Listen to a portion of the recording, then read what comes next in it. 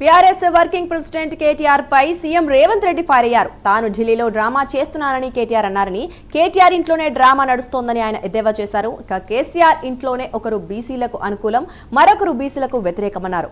BC రిజర్వేషన్ల సాధనకు BRS ఢిల్లీకి ఎందుకు రాలేదని రేవంత్ రెడ్డి ప్రశ్నించారు. ఎన్నికల కమిషన్ గెలవనికి వచ్చిన ఢిల్లీకి రేవంత్ రెడ్డి జంతర్ మంతర్ల డ్రామా చేస్తున్నాడు.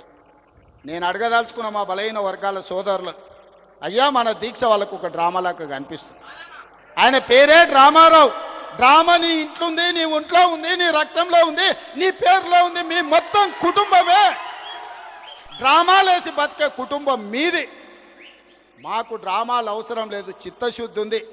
అందుకే ఫిబ్రవరి 4, 2024 నాడు మొదలుపెట్టి ఫిబ్రవరి 4, 2025 నాడు సరిగ్గా 365 రోజుల్లో బలహీన వర్గాలకు సంబంధించిన ప్రతిపాదన నుంచి బిల్లు ఆమోదం వరకు సంవత్సరం తిరిగే లోపల చేసి 100 సంవత్సరాల సమస్యకు ఒక్క సంవత్సరంలోనే పరిష్కారం